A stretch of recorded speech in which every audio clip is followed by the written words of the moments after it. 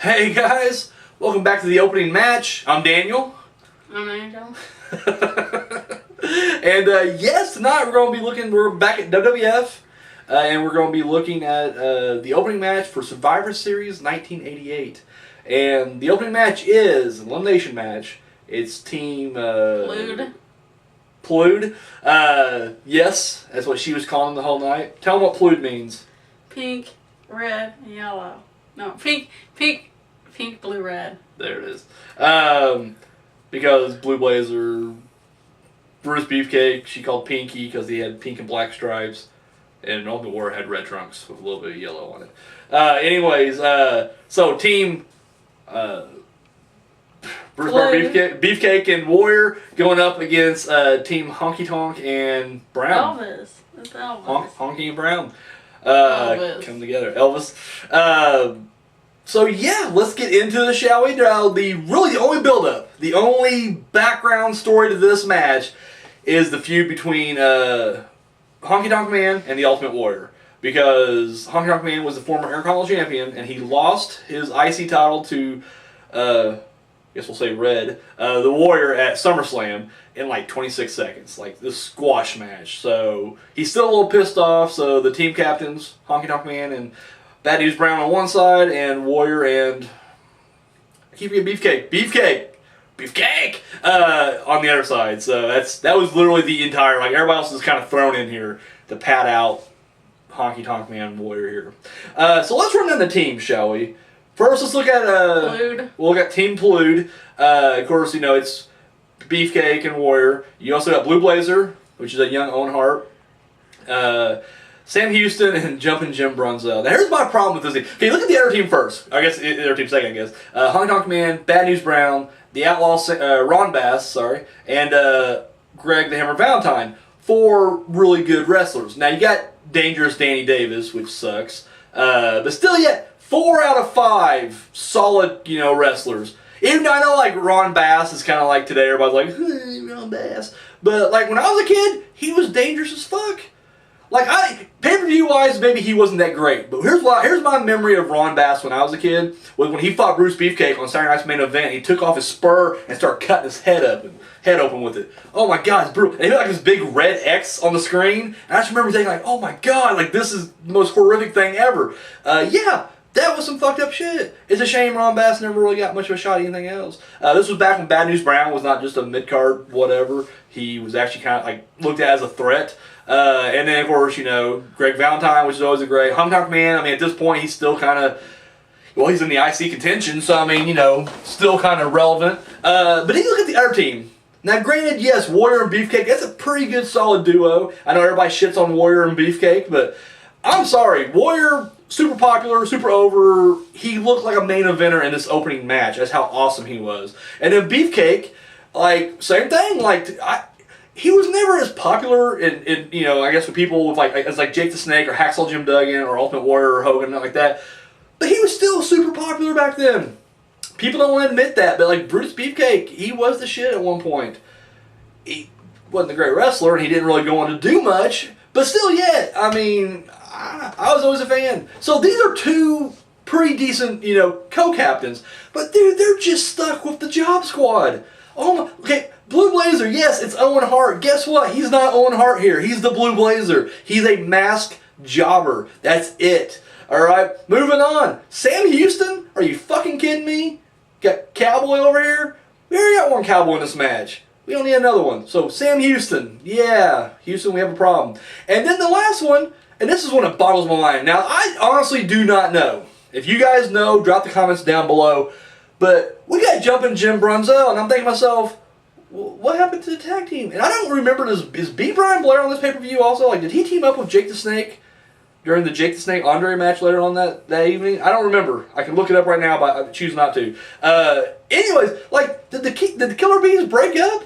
What happened here? And I just love that Jumpin' Jim Brunzell. Like, granted, he has his own little ring attire. He's wearing, like, these red, white, blue tie-dye trunks. But the t-shirt he wears on the way to the ring, it's literally a Survivor Series t-shirt. Nothing says jobber more than wearing the company shirt. And not just the company shirt. You're wearing the event shirt. That's the worst. Like, I don't care who you are. You're not winning big matches when you're coming. Like, you'll never see, like, The Rock or Austin come out wearing, like, a Raw's War t-shirt. That'd be ridiculous. Are you kidding me? Jumpin' Brunzell's like, yeah. I feel like he's just like, man, I don't have my Killer Bee outfit, obviously.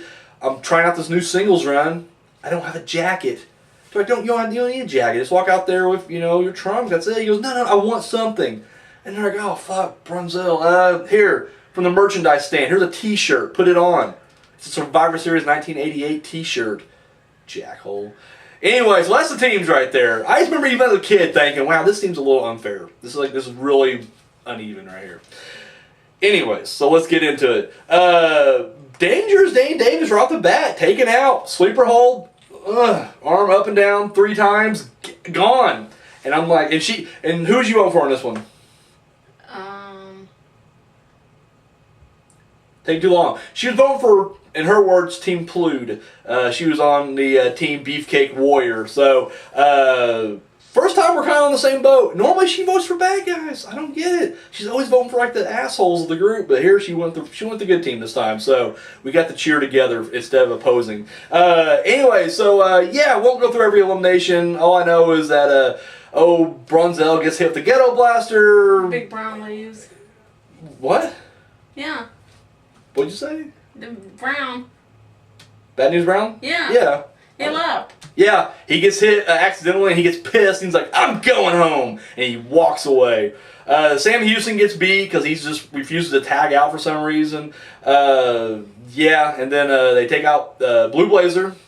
And that was because he got shoved off the top rope by Honky Tonk Man. Hurt his knees, got thrown in the figure 4, which at this point Greg Valentine was doing that.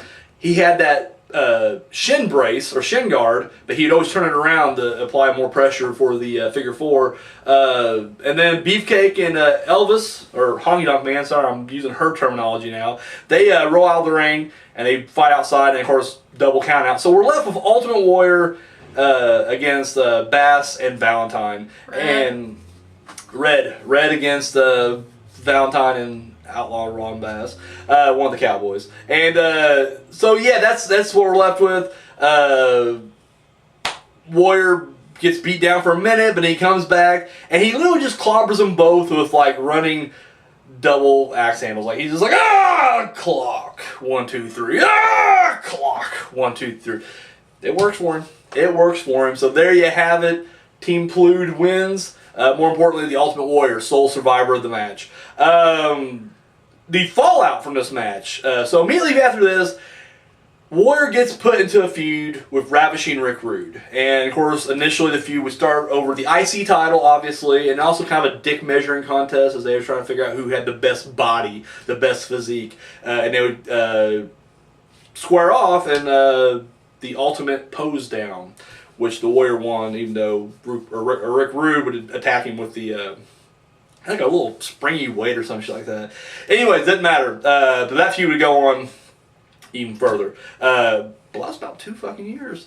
And the only other story out of this, I guess, would be the Honky Tonk Man. Even though Warrior kind of moved on to Rick Rude, Honky Tonk Man and Warrior would still collide from time to time, with Warrior just winning out every single time. Their last match in their run together was on Saturday Night's Main Event, where the Ultimate Warrior just defeated Elvis, or Honky Tonk Man, pretty quickly, and would retain the IC title. And at that point now, like as Warrior's going higher and higher up the mountain, Honky Tonk Man starts to drop lower down the card.